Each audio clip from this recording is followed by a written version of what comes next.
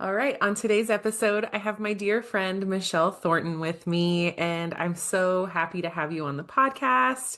And she is an intuitive, a Reiki healer, and she is just amazing. How are you doing today?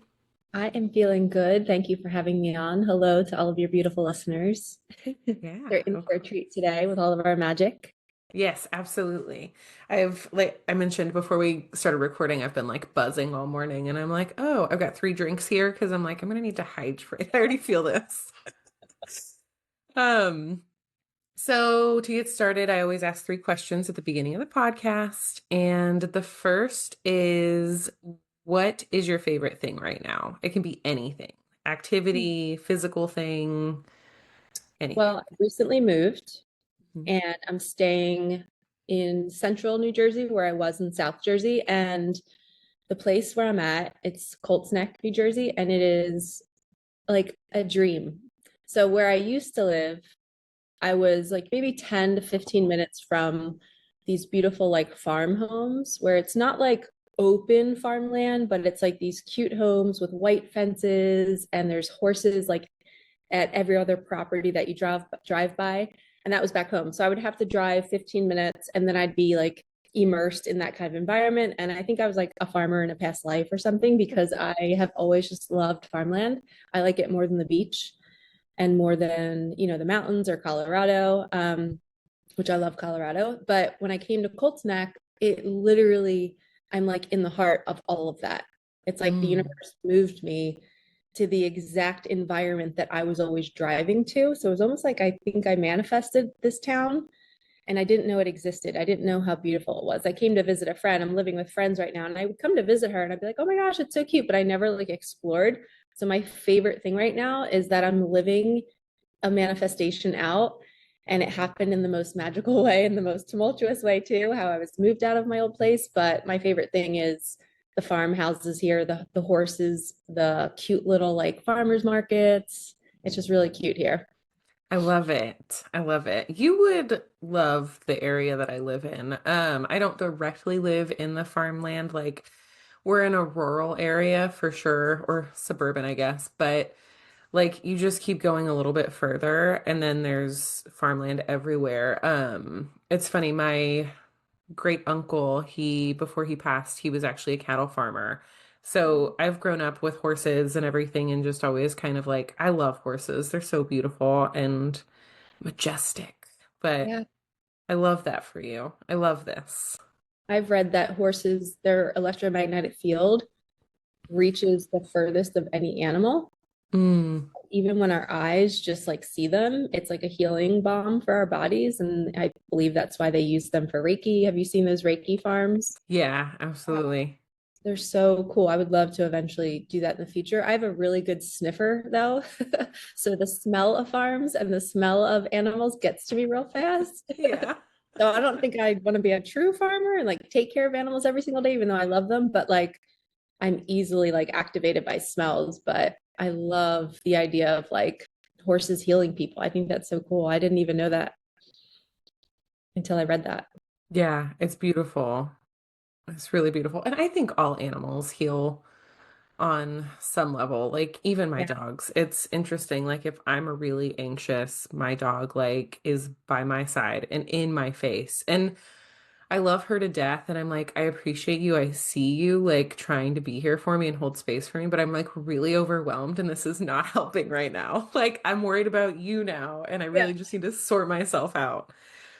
But she's a sweet girl. She's laying in the hallway right now. She's like in the doorway. She's like protecting mom where she's doing stuff. So I've it's heard good. cats too. Cats like set up energetic grids around their homeowner's home. Hmm. I also learned from my mentor that they like absorb our sickness and illness. So like cats specifically do that. Have you heard that too? I actually saw a reel this morning that when cats purr, they are like their vibrations are like helping our bodies heal. And so it Wow. makes sense. And I'm Yeah. like, I had just never thought about it. Yeah. It's really cool. They say too that you can, so in order for the cat not to get sick, if they're taking our illness, we can cleanse them.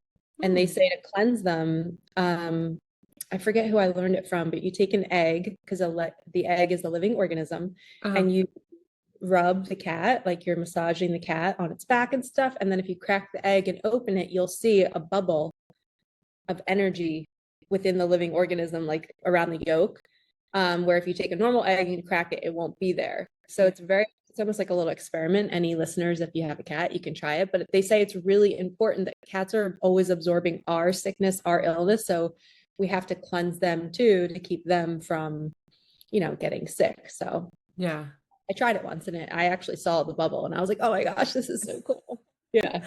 I had I no believe idea. that. Well, and it's funny because living in South Texas, there's a lot of Hispanics in the area, right? Or just around. And there's a very common thing called mal de ojo, and that's when they take the egg. Like it's so it's a Hispanic tradition. So I knew about it. I've just never tried it. But they're always like, if something's like bad luck, sometimes they'll joke about it with sports teams. Like, no, you gotta like cleanse yourself with the egg. Wow. I never heard Uh-huh. that. That's so cool. Yay. Yeah. Yeah, there we go. Full circle. You're like, now I know where it's from.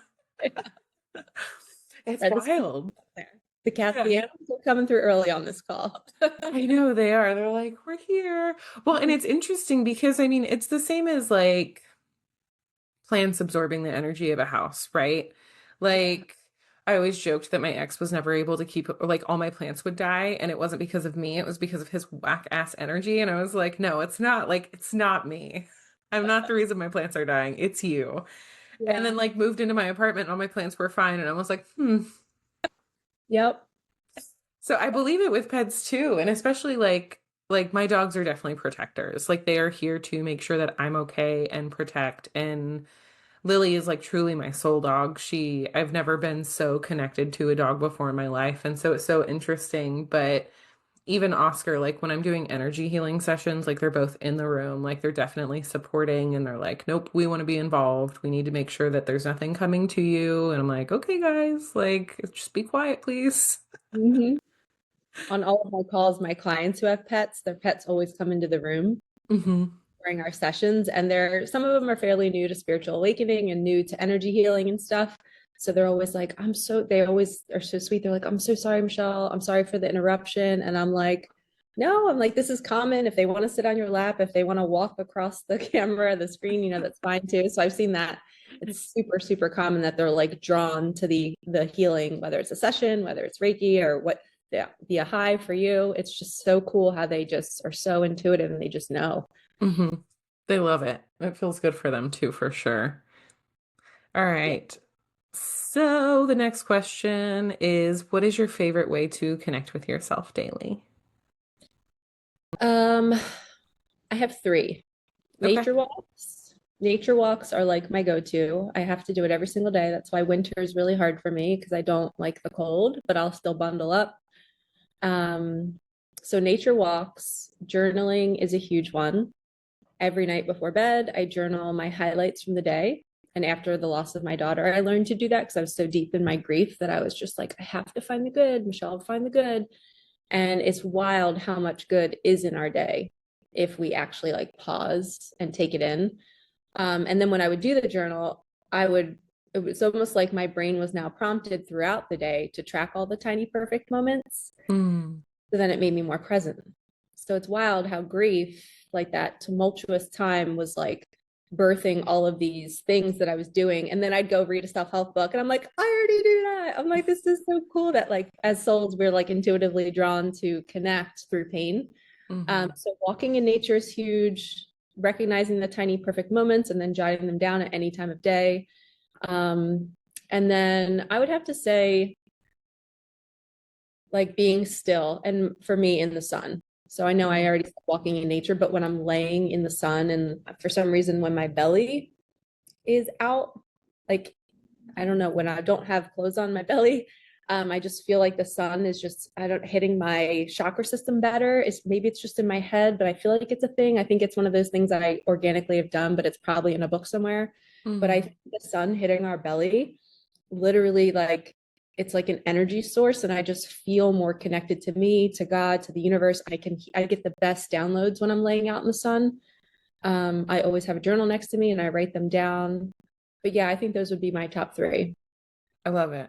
I love all three of those. Nature walks are just amazing. I wish, no, not I wish. I hope eventually to live somewhere where I have like just really cool trails. Like it's not bad where I'm at. Like our neighborhood's really nice and there's definitely some nature near us, but I really just want to be like a little bit more remote so I can just like go get lost in the trees if I wanted.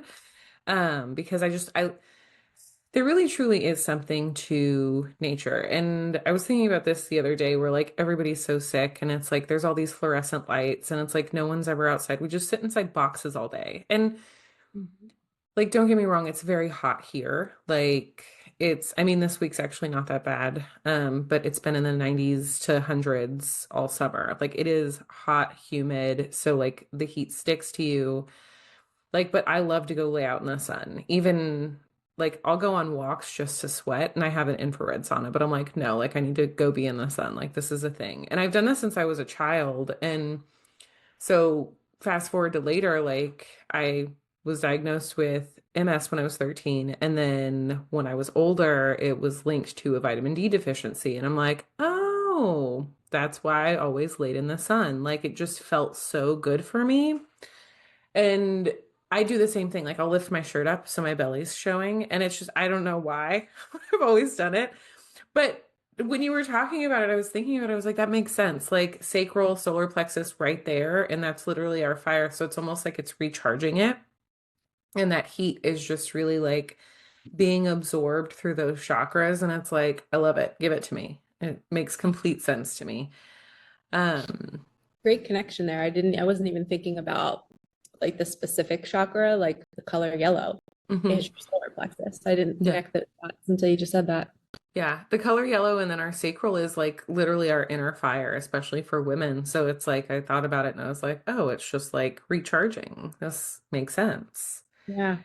Um, and I love the like being present and looking for little things. And I definitely think it's like people forget.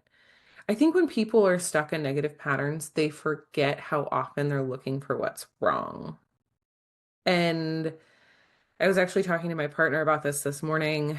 Um, there's a lot of like separations happening right now in relationships, and we were talking about one scenario, and it's just like the person's so negative, and it's like, if like, why bother? Like, why are you even trying to fix it if you've already decided that it's not going to work?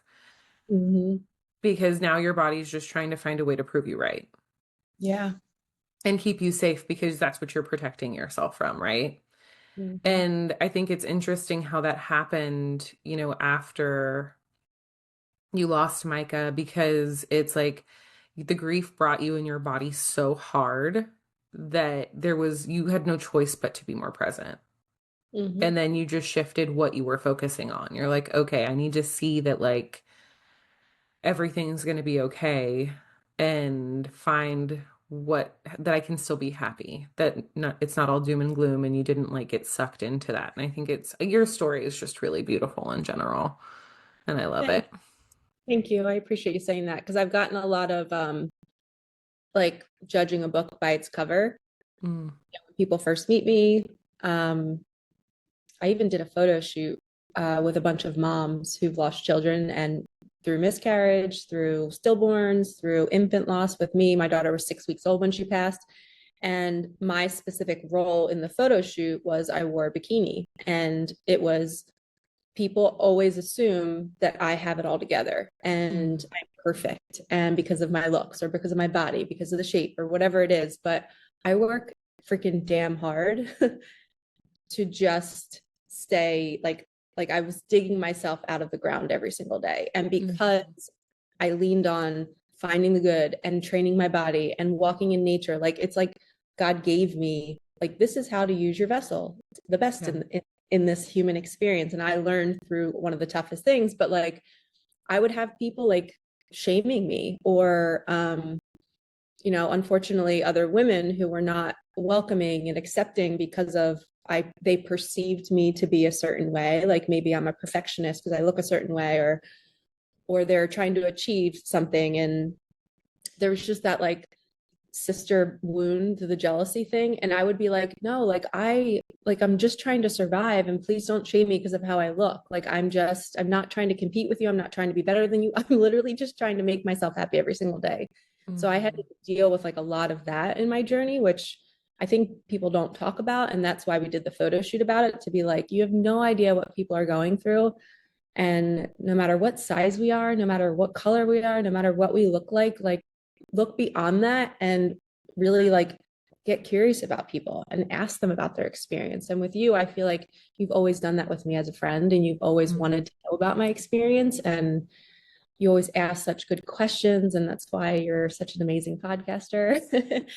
um, and it's just, I think it's so important for anybody listening to just get curious about your friends, get curious about the people in your life, because we really don't know like how they got to where they are or what challenges that they've had. Like I don't think I've ever talked about this with anybody, let alone on a podcast, Mhm. about that like struggle that I've had with other women looking at me and immediately placing a judgment, thinking I have it easy in my life. And I'm just like, you're like, I still wake up fighting that demon of just, it'd be easier just to leave.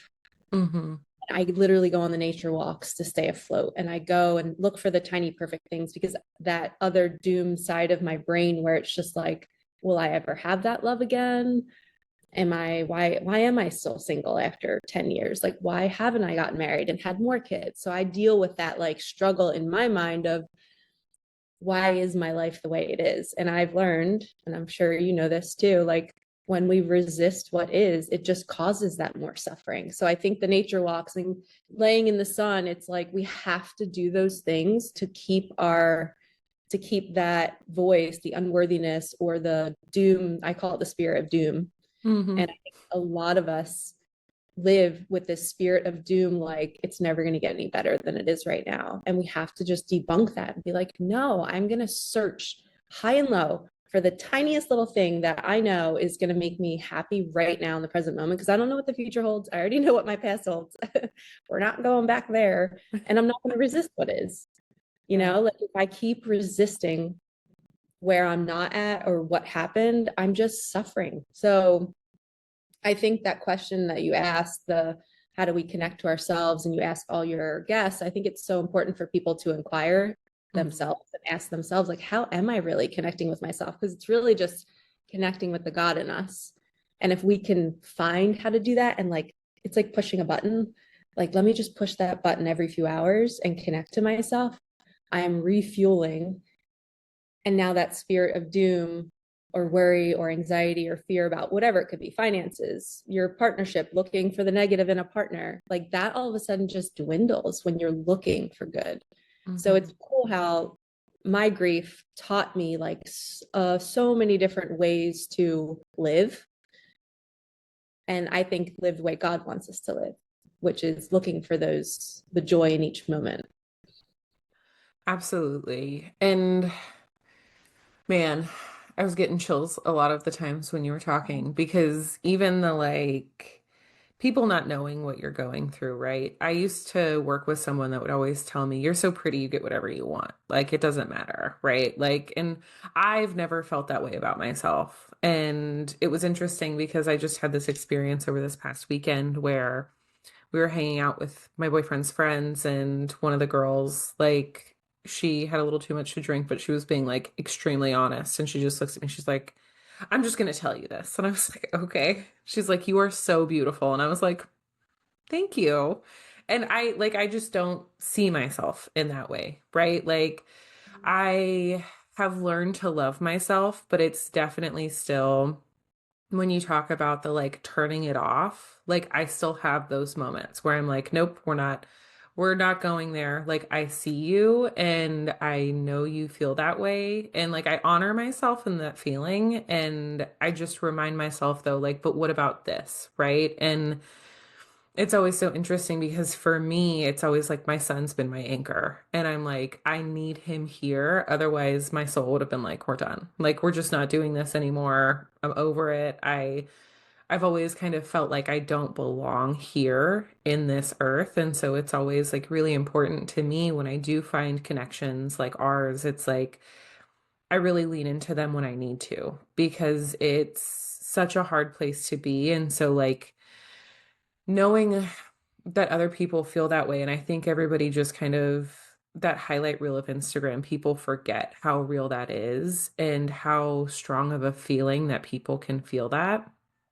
And it's like, no, like we're all human, we all go through stuff, right? Even if we can't physically see it, even if it's like, oh, well, they look like they have it all together. And it's just interesting because even one of my closest friends, we were talking, she's like, no, like I've worked through a lot of really hard stuff and I've done it by myself. And I was like, I'm really proud of you, but like also you knew, no, you could have let me know if you needed something. She's like, yeah. And she's like, I don't know why I am this way, but like that's just how I am. And I'm like, okay, like, but I'm just making sure that you know that the hand's there.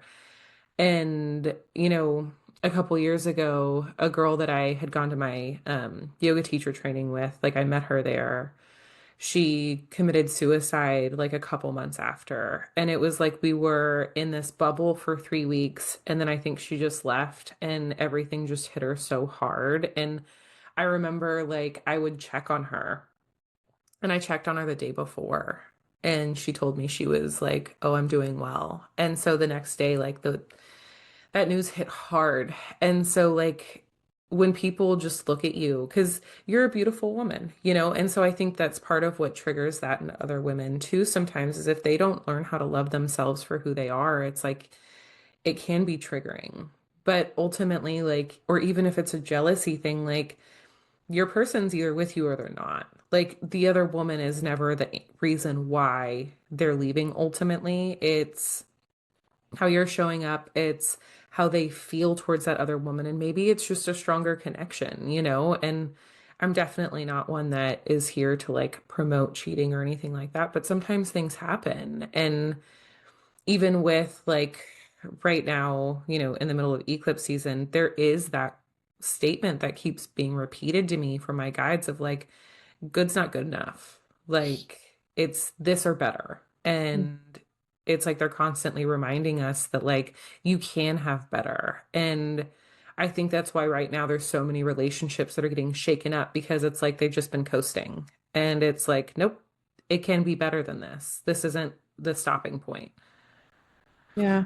The compatibility. I feel like my guides are like, talk about compatibility because what we attract, like the current relationships that people are in right now, in my perspective, through my clients, through what I've seen, is the level of what they think they're worthy of. Hmm.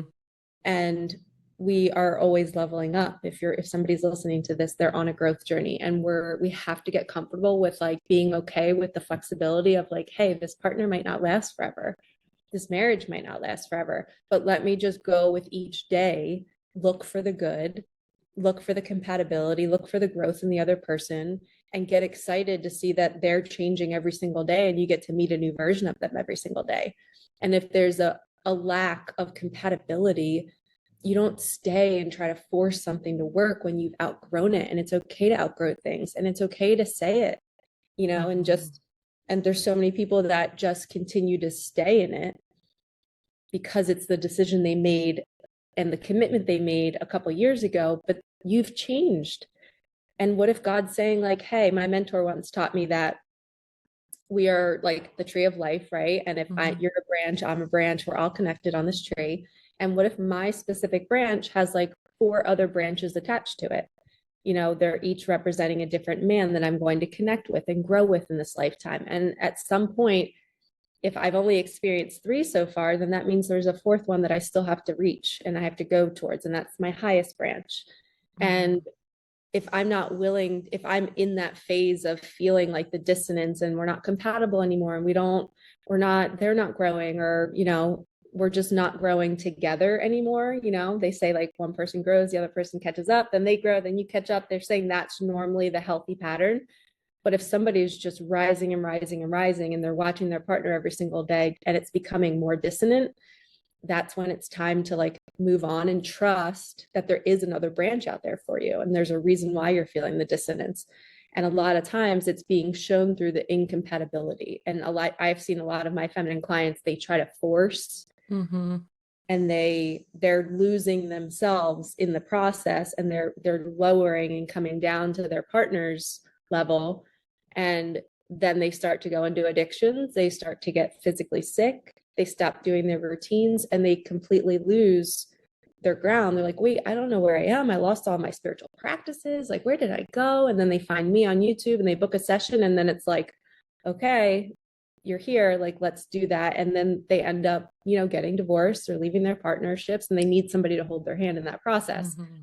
But I feel you with eclipse season and even coming out of that. Like, there's so many changes that are happening. I think we're all being moved to that highest branch and there could be more after that. We could have 10, some people could have 4 different marriages in their lifetime. There's no shame around that. It's actually the best. You're the bravest soul who's willing to keep trying because you're not just staying in one spot and not growing. Yeah. Yeah. And it's interesting, right? Because when we first met, I was just engaged, right? Like newly engaged, but knew it was over. Like it was like one of those things where I was like, nope, this isn't it. And it was just one of those things where it was like, okay, well, now what happens? And since honestly, that's when I started like cutting cords regularly. And I think the amount of detachment that I carry is like, I don't want to say unhealthy, but it's definitely one of those things when something's falling away, I'm like, all right, I don't like it. I'm going to feel my emotions. It may hurt, but like, I'm definitely not going to try and force something that isn't working. And I think sometimes like, my capability of trusting is ridiculous, like trusting the process. And there's emotions and ego that comes up through it, but ultimately I still say like, nope, it's going to happen, right? And my partner, he talks about like that's one of my favorite things about you is you just always carry so much hope. And I'm like, yeah, but like sometimes I do have those moments where I'm like, what is wrong with me? Like, why can't I just let it go? But the thing is I know it's always there. And so it's like sometimes I get frustrated with people that are close to me or even clients where I'm like, just fucking do it. Like, commit to what you want, do things that are in that. Because even in relationships, right? Like, sometimes people leave before they've even expressed to their partner that they don't want them to leave. They're Mhm. like, I'm okay, fine. I guess you don't want this. You're not going to change. So I'm going to go. Like, where are you committed to that? Like, or are you committed to leaving? Because there's always that duality and whatever we're committed to, like, we're going to make it happen. Our universe is going to make sure that like it shows up in that way. So it's like, where are you committing yourself? Are you committed to the new girl that you met that maybe like you're feeling more aligned with? Or are you committed to going back to your relationship and saying, hey, like, let's work on this, but like actually being open to working on it? Right. And, even in that past relationship, we went to therapy, we did all these things, and I was trying so hard to like be understood and to be like, you just have to like shift a little bit. Like, I'm not asking you to be a completely different person. But there was never that commitment on that end. It was just, I am who I am. It's fine. And I'm like, all right, cool, then bye. Like, I'm not going to convince you to do anything other than that.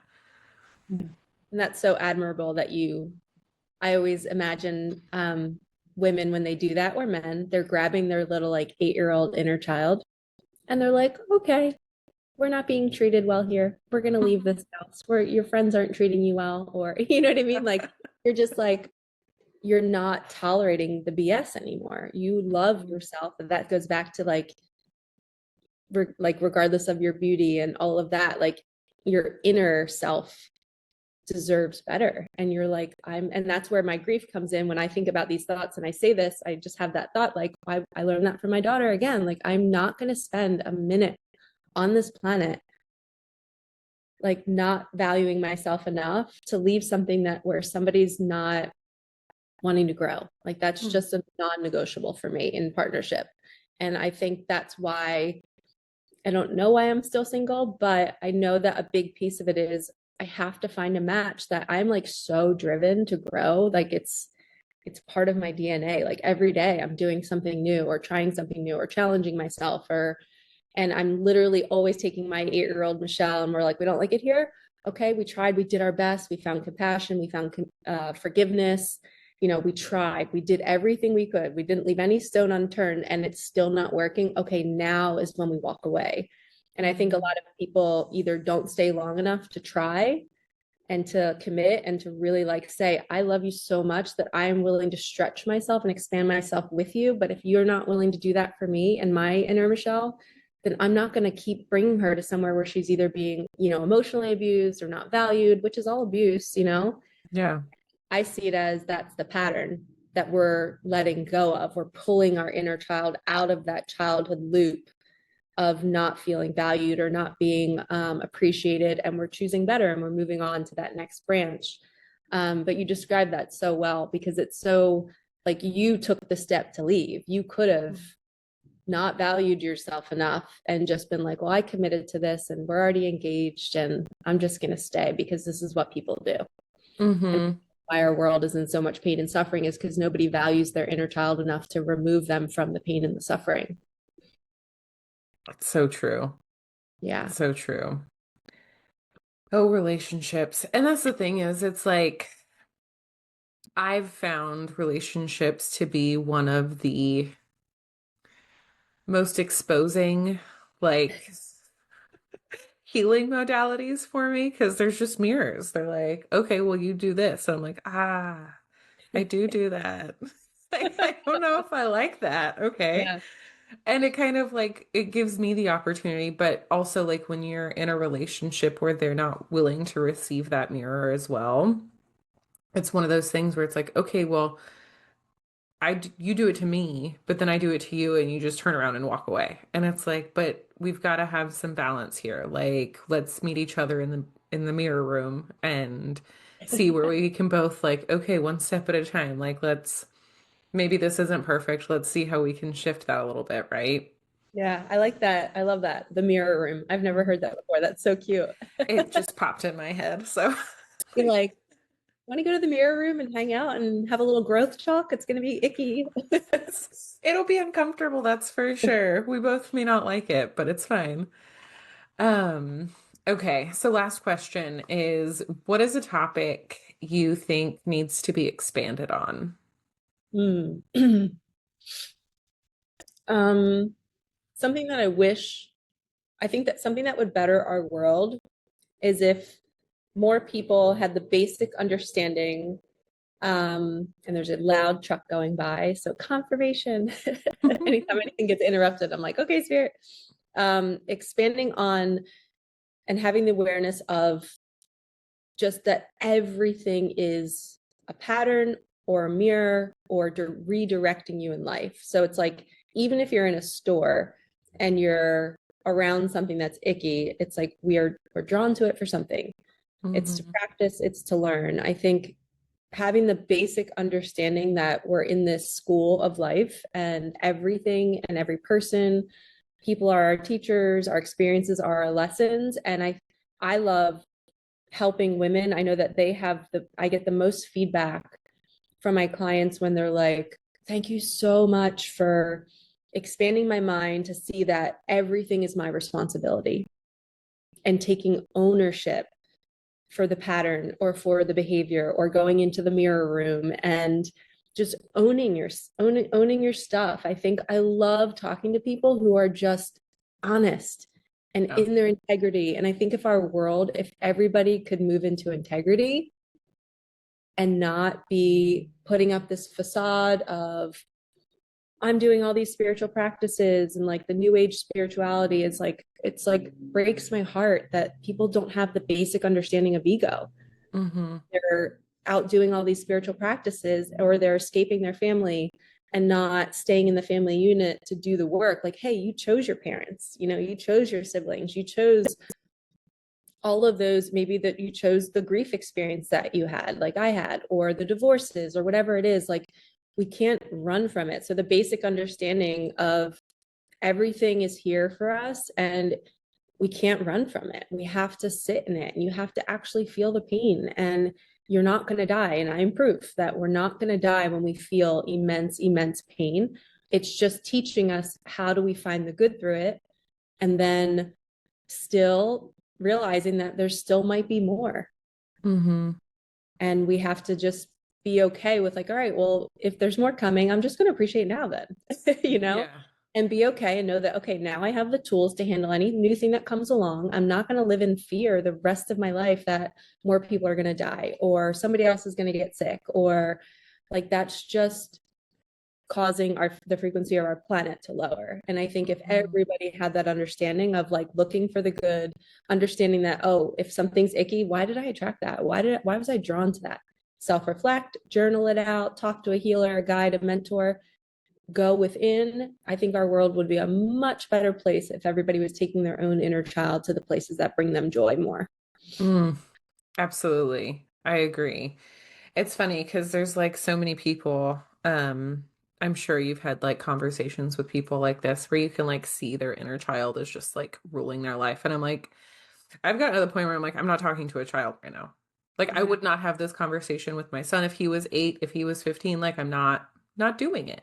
Yeah. Not doing it. And so like sort your stuff out and then from there, like let's have a conversation. And I'm not perfect by any means, right? Like there's times that feel my inner child come up. And for me, it's just like giving her the space in that moment, but also like realizing when I want to react to something in a certain way. And I'm like, ooh, that was childish of me. And like kind of stopping and like not keeping it in, but like kind of dealing with it on my own instead of outwardly like trashing other people or hurting other people because of it, right? Mm-hmm. And it's so interesting when you say like you can't get away from it. Like patterns are very real. Like, you know what I mean? You try to get away from it in one way and like it's going to show up in another way. Even if you leave that partner, like it's going to come up in another way until you finally decide to choose something different, until you finally decide to like want something different because that's just how that's just what we're here for, right? Like this is Earth School and we're here to just learn and in each lifetime that we're here, it can be something different. And sometimes we don't fully understand it, but that's why like the presence is so important. And it's always so funny to me how like in America, we can always take something and like suck the life out of what it was supposed to be. And like specifically, I'm talking about like yoga, right? Because that was created for people to be more present in the current moment. Pay attention to your breath. Notice how you're moving. Notice how you're feeling. Be in your body. And then it came to America, and now it's like, no, you're supposed to sweat your ass off and feel like you're going to pass out. And if it's not vinyasa, it's not right. And it's like, why can't you just like move with your breath? Like, I don't breathe like people do in vinyasa. I breathe much deeper. And so it's like anytime they're like inhale, exhale with each move, I'm like, I'm choking. Like I literally feel like I cannot breathe Mm-hmm. because my breath has so much more depth to it. And I don't know if that's from breath work or it's just how my lung capacity is, but it's one of those things where I'm like, you guys are moving way faster than I want to. And I think when people put themselves in those situations and start to force it, it's like this isn't the point. It's not the Mm-hmm. point. Yeah. And so it's always so interesting to me whenever people are like, why do I keep attracting this? And it's like, well, Yeah. why do you? Mm-hmm. And the it's important. I think it's important for people to ask that, but then are they willing to actually like um take the action to remedy it, you know? Hmm. Like, okay, you see the pattern, and that's another thing, a pattern that I see with the clients, and not just with my clients, but just with family and friends and stuff. It's like if they're not fully on a growth journey, it can be really hard for us on a growth journey to watch. You know, like you started this conversation talking about watching other people playing out their inner child. And and it's like, okay, we're not going to fight with an inner child, with somebody else's inner child, or you could call it their ego too. Hmm. Right? We don't want to like engage with another ego because their ego is always going to look for judgment, comparison, criticism. They're always going to be in sadness, in lack, in fear, in control. So if we can see somebody in that kind of state and we're like, all right, I can see how their ego is in fear, control, lack, they're scared, they're sad. Like maybe not leave the inner child, but maybe just feed them what they should have gotten in childhood. You Mm-hmm. know, and we are, I like to believe that when we're on a growth journey, we have more bandwidth because Mm-hmm. we've done our own healing. So now we have, I call it like a water bottle. Like when our water bottle is empty, we've emptied out all of our, as much as we can, because there's always more and more traumas, our grief, our pain. When we've done the work on ourselves, we then have to hold light for others and hold space for others. So when other people are in their egos, it can be really, really triggering and hard for some people, but other people, like they see it as their duty, like, oh, let me give that person what they didn't get as a kid. And that could speak to a lot of people listening. Like, think about your mom and dad. Like, if you have parents who you've had to parent, Mm-hmm. which is so common, Yeah. and we do have the bandwidth. And if you don't have the bandwidth, that's okay to know your boundary, to then, come back and do the work on yourself and be like, okay, my capacity to be with my dad is maybe like 20 minutes because he drives me bonkers. Like I can't listen to another minute of it. Well, that's your bandwidth. Now okay, I have more work to do on me. That's again like taking the ownership. And then, but also like seeing that that's his capacity, that's his inner child, that's his ego, that's in fear, lack, control. So, but when we do have the bandwidth, which I think most people probably listening to this do, I believe, I like to teach that it's our responsibility to do what God would want us to do, because God is in us. We are God. We are a Mm-hmm. fragment of God. And in that moment, like, what would Jesus do? What would God do? We would just love them. We would just maybe not respond and just be there. A lot of Yeah. times I'm talking to somebody who's deep in their ego and I don't say a word.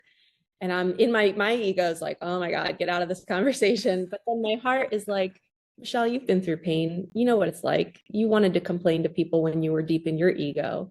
So like, let's just put my ego on a shelf for a bit and let me just stand there. And sometimes Mm-hmm. just doing that for people like that, they actually like stop talking and they actually realize if you don't say anything, they're like, oh my God, I'm so sorry. I was complaining so much. Like, thank you so much for listening. Like, they do get to that point eventually, depending on the person. But if it's a parent that you've had to parent, like, you can set boundaries. You can realize, what's my bandwidth? What can I handle and what can't I? And then Mm-hmm. also, like, honoring your inner child and being like, okay, I can't handle 2 hours of somebody berating me when it's their ego berating you. Then you leave. You don't stay because the lesson is in the family line. You know what I mean? Yeah. Like, there's a fine line between when I said that earlier of like, don't leave the family because you chose your parents, but there's a level where you don't take abuse and you don't take being, insulted. You actually speak your voice sometimes and say, I'm not going to tolerate this. You might have been able to do this to me when I was a kid, but I love myself enough, and you walk away. Or you find Mm-hmm. the right statement to say where their ego won't comment on your spiritual lingo and make fun of it, because that happens too, where they're like, oh, you're saying these words again, and I don't want to hear it, and all of the spiritual crap that you do. Like, there's people out there who treat us that way. But I also think that that's the lesson, is like, what are you going to do when somebody's knocking your spiritual practices, somebody's not approving of your lifestyle? Are you going to keep accepting that treatment? Mm-hmm. That's some of the stuff that I think should also be expanded upon, is like, what is that fine line of like, well, when do I take my inner child and leave? And is it okay to not talk to a parent or a sibling for months at a time? I think it's very specific, and I think you can't give one answer to that. Do you agree with Yeah. that? Like, you can't with your clients? Absolutely. I think it's each situation's different, and I think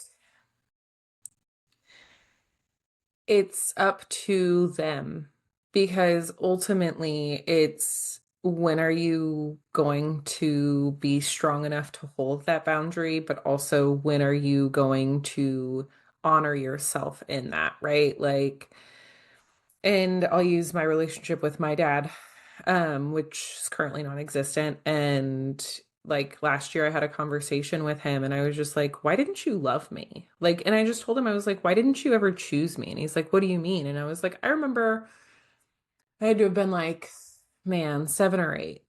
And I told him all I want for my birthday is for you to stop smoking. That's all I wanted. And he said he'd do it.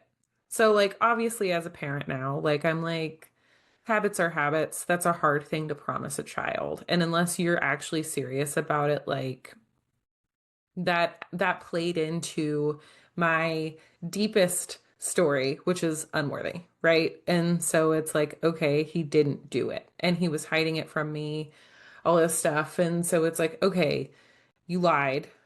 I am your daughter.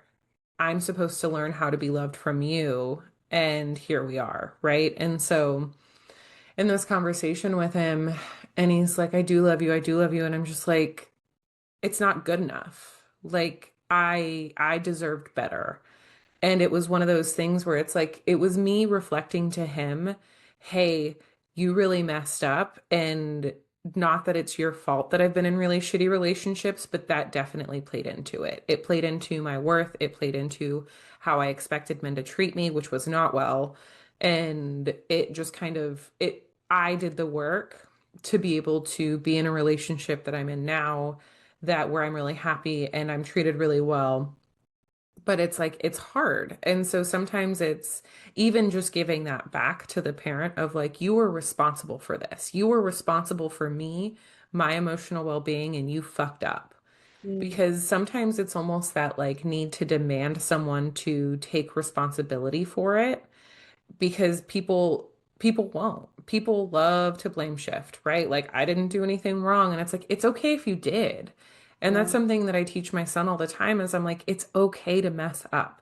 It's you're not going to be perfect. As someone who grew up trying to be perfect, and still that's a story that'll play in my head, like if I mess something up, I'm like why are you like this, is something that'll like pop up in my head, and I have to look myself in the mirror and be like, no, we're not doing that. That's not where we're going, because there's just no way.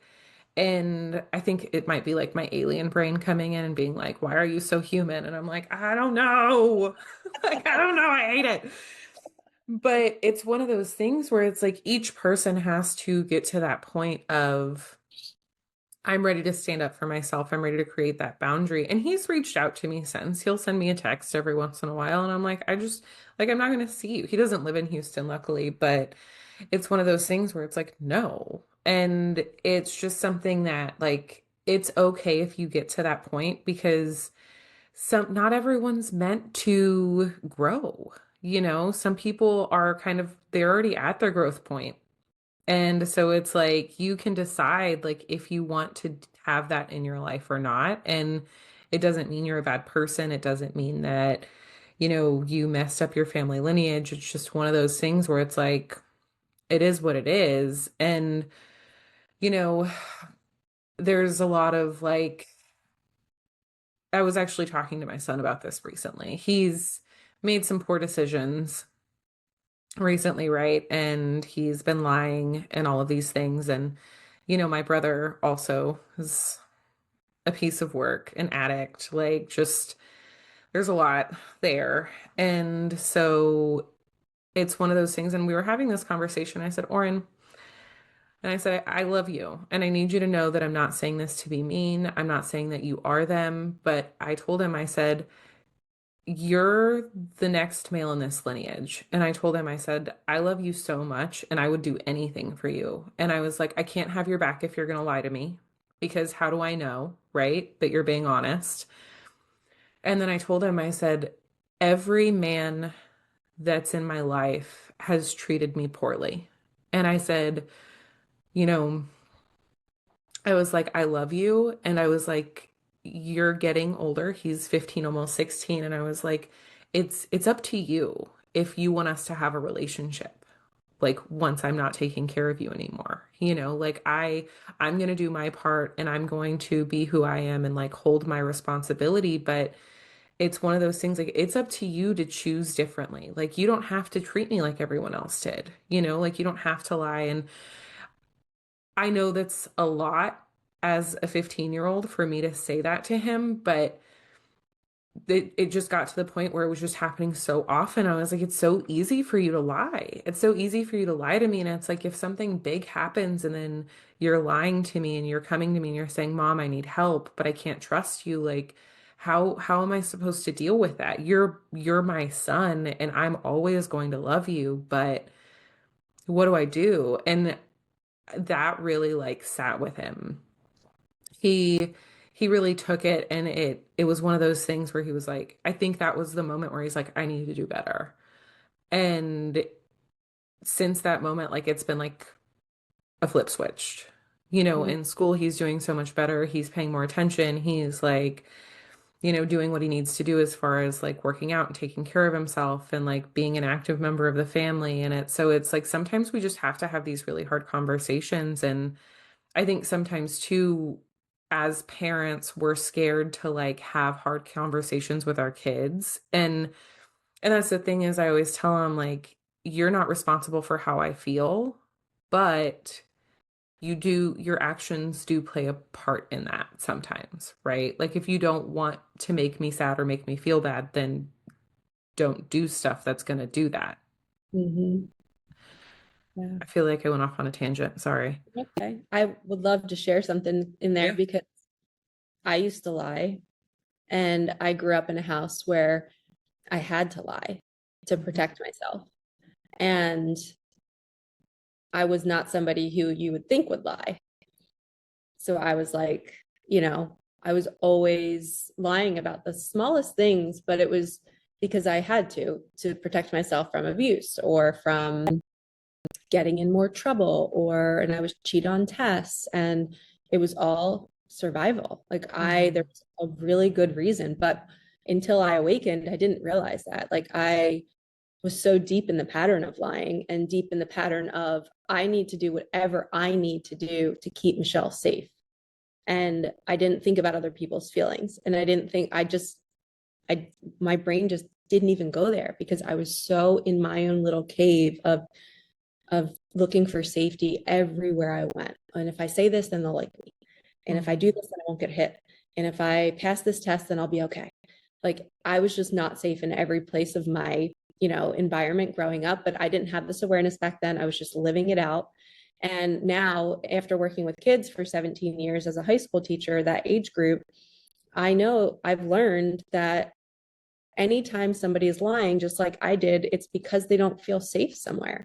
Mhm. It's because they're not either feeling loved by their friends and they're lying to fit in more, or it all goes back to not feeling safe. And I would totally like encourage you to sit down and ask him why. Be like, why did you feel the need? Like, what is the deeper thing here? Like, what did you think you were going to get, or what were you avoiding? Like going into those questions, because then you can like see, like, and I'm sure he would have an answer for you. He would totally be able to identify it if you like poke him, just like you would with your clients, like poke him to go deeper and be like, all right, I love you so much and I want to help you understand yourself. So you can Mhm. see like, okay, that's a pattern that I go into when I'm feeling. I have something totally interrupting my mouth right now. Of course, it's the mouth lying.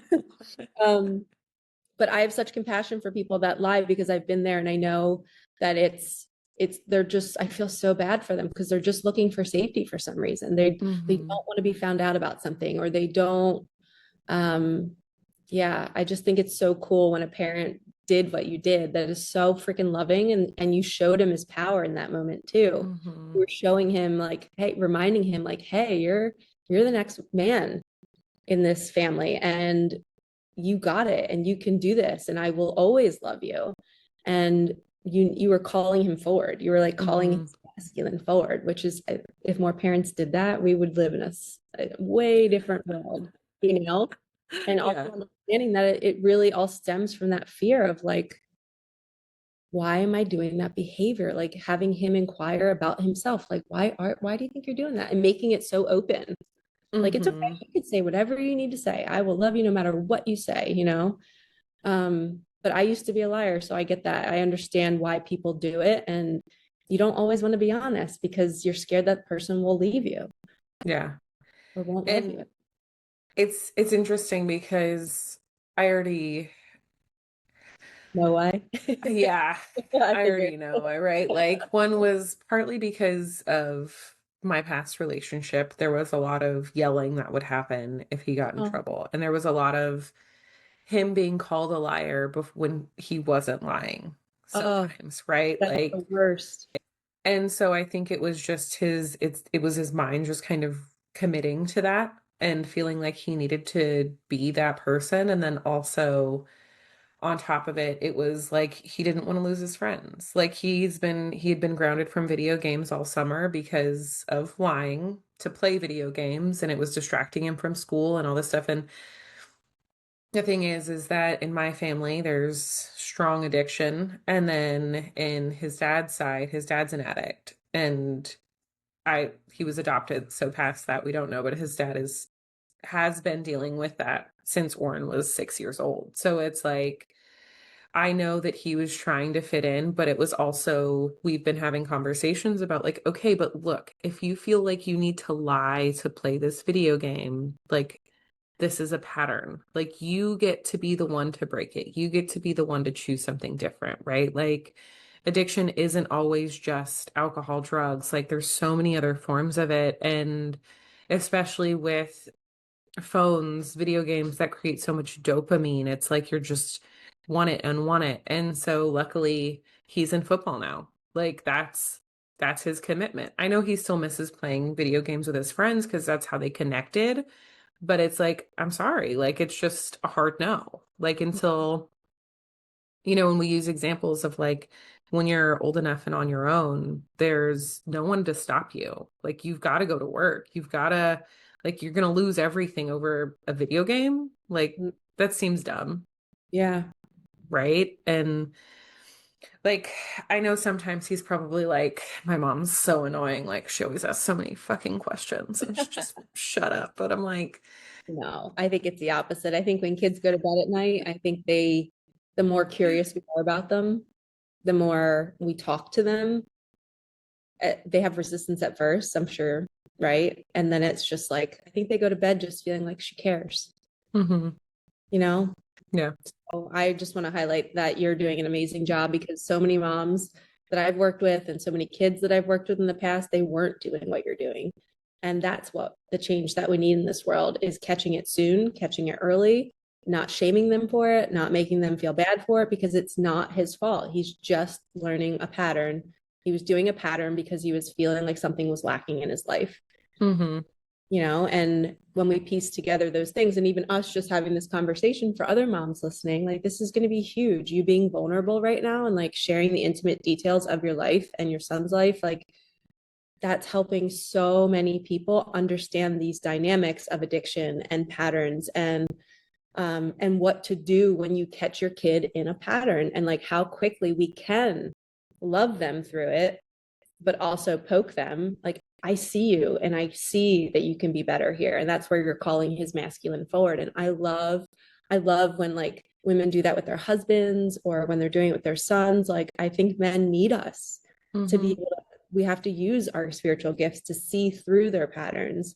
And then we have to be brave enough to say it and Yeah. to use that throat chakra. And it wasn't always easy in the past for us, I think, to do that. And especially with your case with your dad and not having that ground for you to grow on, you are stepping up and giving that to your son now. So shout out to you, girl. You're crushing it. Thanks. Thank you. Like it Yeah. doesn't always feel like it, but I know. Well, um I'll always remind you.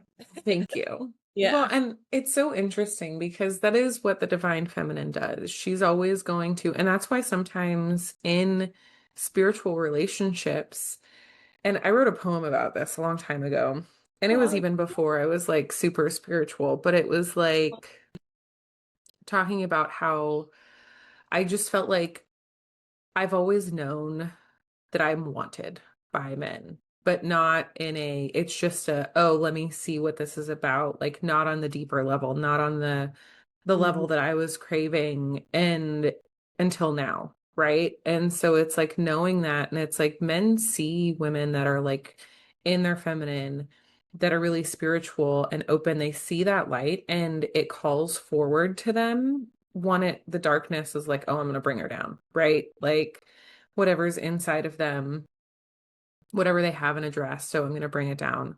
And then on top of it, it's like then she calls them out and they're like, oh no. And so it's like sometimes they get far enough to like for her to be in an abusive relationship or something. But then still it's like, nope, once she changes, they're like, oh, I don't like that anymore. Mm.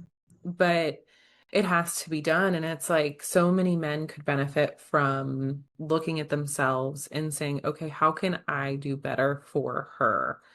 Because, ultimately they are our protector, right? Like women can do a lot on their own, but ultimately, like, there's this thing my partner and I say, like, I'm his healer, he's my protector, right? Like, it's just a thing. I'm here to reflect to him, and sometimes healing's uncomfortable and it just is what it is, but he's here to protect me and from the physical threats, right? And that's also his responsibility to protect me from him and the parts of him that aren't healed, right? And I think there's a lot of men out there that don't protect their wives, girlfriends from that side of them when ultimately it's his responsibility. And that's why sometimes when it's like they get into this role shifting or like, oh, she's not feminine or oh, she doesn't want to have sex with me, it's like, it's because you've put her in a position that she doesn't feel safe Mm-hmm. because you're not keeping that anger, that deep, like, need to protect yourself from her because she doesn't, you shouldn't have to protect yourself from her. That's your person, you know? And relationships are just wild Yeah. right now. And I think what you said is so cool because if he, like, they are allowed to be themselves with us, right? Like they can let their guard down because they're out protecting the world in what they do and Hmm. their mission work, and they're showing up and doing what they do out in the world. And then when they come home, it's like, oh, I can rest my head on my woman. I can just be in her essence and I can smell the sense of her. And like that, they love to come home to us, right? But they're the one Hmm. perusing the house outside, figuratively speaking, making sure making sure the house, there's no intruders, there's nobody energetically coming in to hurt my woman. So it's like they're doing that all day long, but then when they come home they get to be with us. So when they are in their wounding and they're expressing themselves in some sort of way, like, I'm sure you do this, you probably gently let him know, like, hey, like, I see you expressing this and that hurts me. Hmm. Until they have a woman in their life who is, they have the bandwidth, they're strong enough, their water bottle's empty, they're not triggered, they're not reactive, they are responsive, and they're saying like, hey, like, I can see you right now and you're totally activated and you're in your anger, I need you to go, I can hold space for you, but like, I know you can figure this out, like, I will help you heal through this, but please don't take it out on me. Like, this Hmm. is not, I am not that for you, this is Yeah. not what I'm here for. I'm here to love you through whatever you're going through. I'm here to cheer you on. I'm here to say, babe, you got this. You'll figure it out. But I am not a dumping ground and I am not a wall that you're just going to come in and punch, not physically, but, figuratively speaking. But I think until they are with a woman who can groundly and calmly say that to them, they don't learn how to protect themselves from their, or Hmm. protect the woman from themselves. Like, I think we have to kind of work with them in that way. Yeah. um, and some men naturally do it, which is really cool because they've grown up with really amazing moms and fathers. There are some men that already know how to do that. But most that I've come in contact with and that I've heard about and books that I've read is like, we have to learn together. And that's why you said at the beginning of this, relationships are like the greatest portal for growth, because it's just us finding out, oh man, I do that. And I'm so sorry. I don't want to do that to you. I don't want to like come in from the workday and just, I always teach my clients, when a man is coming home from work and he's in the masculine world all day long, problem solving, doing all these things, like, he's doesn't need you to ask him a million questions when he walks in the door. He just wants you to like be that sweetness that's just like so excited he's home, and then give him space, like greet him, hug him, touch him, then give him space, go back to doing what you were doing, let him just adjust his energy and calibrate to being home, and then he will come and start to open up and start to share, because women, we want the emotional connection and they Hmm. want the physical. So a lot of times we have to create space for them to open up emotionally to give us that. We can't like bark at them as soon as they come in the door. I need you to do this. You weren't here for this. This happened at school with the kids today. And it's like they need time to adjust. So I think understanding the masculine and feminine in that way too, like and everybody's different. Some people's husbands might not need that. They might love to quickly connect when they come home and to sit at the kitchen table and just recap what happened in the day. But I think it's asking your partner, like, what do you need right now? And if you are out of alignment and you're expressing yourself in a really awful way, like being a feminine and saying, hey, like, that's not okay with me. Like, I don't like that you use that word, and not letting it build up into the weekend, like saying Hmm. it when there's a quiet time. Don't say it when he's in the middle of doing something, because men are focused and they're at peace when they're like on a task. So you don't want to interrupt them. You want to like let them know, like, hey, babe, when's the time we can connect?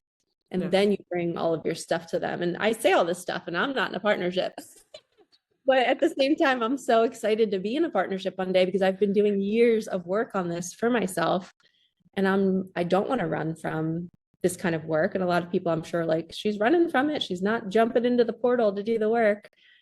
But I'm excited to I love talking about this stuff. I can't wait to be in a partnership one day and to have my own podcast with my husband and to talk about our shit and to talk about how we do things. And that's always been a dream of mine, is to have a podcast with my partner. But I think everything that you said is spot on, and understanding that we aren't going to tolerate that, and they do need to protect us from their wrath sometimes. Yeah, absolutely. And it's so funny when you're like, you don't berate them when they get home. Like, he sometimes he'll come home earlier in the day, but like he's still working, right? Like he'll work from his phone Mm-hmm. and that's so funny. So like I go on walks in the afternoon because I'm like, nope, this is your wind down time. And I love being around him. And I'm like, what are you doing? What are you doing now? Like, I'm like, I love you. Like, come on, let's hang out. You're home. It's at 5. Like, let's do stuff. And I'm like, no, I'm gonna go take myself on a walk, give you some time. And then when we get back, I know you'll be like ready for me again. Yeah, Because it's I'm so just true. excited. Doesn't it work? It Yeah, works, right? absolutely. Absolutely. They're like a little science project, and I love learning about them and how they function. The biggest advice I've seen over and over again is that when men are focused on one task, when they're doing something, that's when they're at peace. Hmm. So if we want to nurture that peace and we want them to bring that peace to us, we can't interrupt them when they're in that state. And that could be when, as soon as they come home, they're focused on what it was in their brain driving in the car on the way home. Like, what am I going to do when I get home? Like, they're in this zone of like, I'm walking in the door and I'm doing this thing that I'm going to do, whatever it is, whether it's a nap, a shower, whatever. They have it in their mind. And if something comes barging, at them and disturbs all of that, then we're going to get the wrath. Yeah. So it's like understanding, like, what is it for your partner, and as a feminine, like, what happened to us throughout the day, like, Yeah. what do we need, and being able to calmly articulate, not right when he walks in the door, but wait that 30 minutes and figure out, like, okay, this is what I want to discuss with him. Let me find the right time. Let me make sure he's not involved in something that he's focused on, because men are single focused. We are literally thinking about 30 million different things at once. They can't do that. Hmm. So understanding yourself, I think, is important. And that's why I like to learn about this, because I'm always trying to better myself. And I think everybody can learn more about themselves every single day. There's always new stuff about us that we don't know. Yeah. And for women who are listening, if you're not in a partnership like me, we can practice on our brothers. We can practice on our dads, on our friends, on people in public, just learning. I always say, like, when you ask a man a question, wait 30 seconds. Give them that space to give you their full answer. And then when they're done talking, just wait another 10 seconds. Because they'll start to tell you so much that you're like, oh my God, he's talking so much, especially if you have a guy that's really quiet. Give him more space, and you can practice this on strangers and on your family members. It works so well, and it builds such a bond, because they're like, she's listening to me. She cares about what Hmm. I'm talking about, even if you don't really, even if you're not really interested in the topic we're talking about. But that we do that with our kids too. Like, as a teacher, kids would come up and tell me things, and I wasn't always interested in it, but I would listen because I love them, you Yeah. know? And it's interesting because as you were, I don't know why they want me to say this, but okay. Mhm. As you were talking about like them coming home and being like on the task, and sometimes it's like women want that connection, right? Mhm. Or sometimes you're in your ovulatory phase. Like maybe you have some time after they get home and you're like, hey, like send him a picture, text Yeah. him, flirt with him, like let Yeah. him know that like you are at home and ready for him. That way, if that's what you want, like he's already in that drive. And let me tell you, like, if you speak your mind and share that with him, I think sometimes women think that's like a very masculine thing, but it's like, no, you're just telling him what you want. And men love to know that they're wanted. And it's one of those things where it's like, no, like, you almost home? Like, I have a surprise. Like, and flirt with him, right? And just let him know, like, oh no, like, I need your time. But like, we're not talking. Like, we're gonna do some other things because that's part of it, right? Like so many they get stuck in these patterns of like, oh, we don't have sex anymore, or oh, I don't know why he doesn't want me. But it's like also, are you ever expressing that you want him? Because that's just as important. Like, just because he's a man does not mean that he doesn't want to be wanted. Doesn't mean that he doesn't want the woman to make the move and be like, hey, I'm Drop, waiting. drop the handkerchief. Yeah, exactly. Like, let me come take care of me, please. Oh, I You love know. that.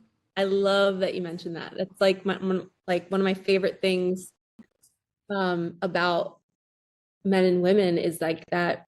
Like I think that's what keeps relationships so like good and fiery even 20, 30 years later is like remembering to play and noticing that like, hey, we can be different. Like you don't have to do the same routine every single day. Hmm. You can send a picture of your thong on the bed. Like you're not sexting and like, you could do that too. But if you want to be more modest, like take a picture of your thong, like in a cute position, like fold it on your bed and be like, take this off me later, like, or just something Hmm. cute. But that like keeps it juicy and it keeps it different and it keeps that novelty part of their brain activated and it makes them want to come home. And not that we have to like make them want to come home, but just to keep the energy flowing between the two of you. I love that you mentioned that. I'm a huge advocate for that. Yeah. Well, and even if you start that, like, then when they come home, they will be in their masculine. Yeah. Like, Yes. even if you initiated it, like, oh no. Like, and it's funny, like, I was having a conversation with friends over the weekend, and that came up of like, oh, he just like doesn't take initiative or like he doesn't do anything. And I'm like, are you, not that you have to ask him to, but like there's things that Yeah. you can do to be like, do you want some?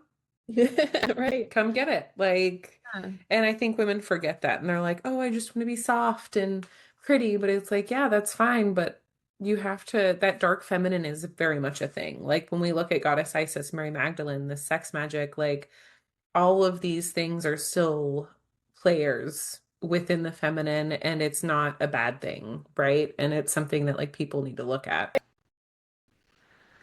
Mm. Well done. Well said. Yeah. Thanks.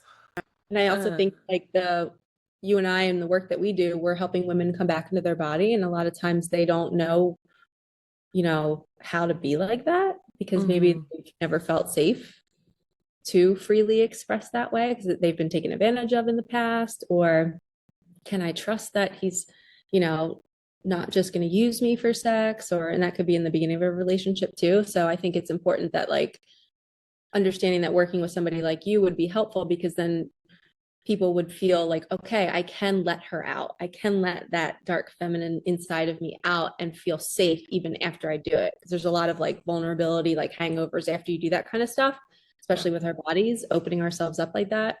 And I know that your energy work and your coaching is so tied into all of that. So sign up to work with Jillian if you're listening.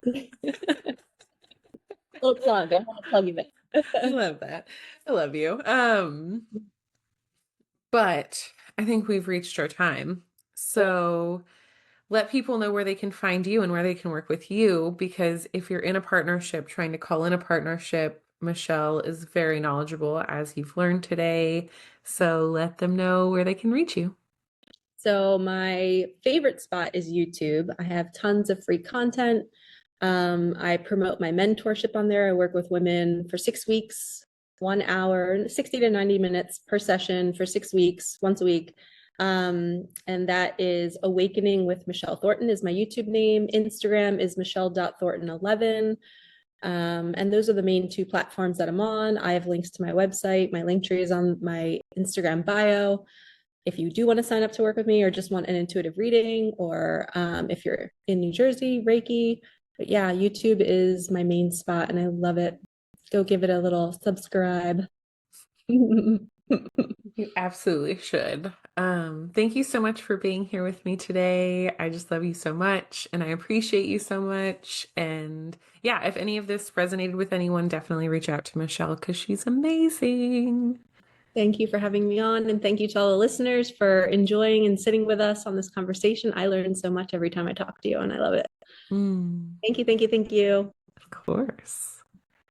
Thank you so much for listening to Expand the Conversation podcast. I hope you enjoyed it. Don't forget to subscribe and leave a review of the podcast on your favorite platform. Your feedback means the world to me. If you have any questions, comments, or topic suggestions for future episodes, reach out to me on social media. I would love to hear from you. To let me know you are listening and stay updated on all things Expand the Conversation, be sure to follow and tag me on Instagram at expandtheconversation.podcast. If you know someone who would benefit from this episode, please share it. See you next time.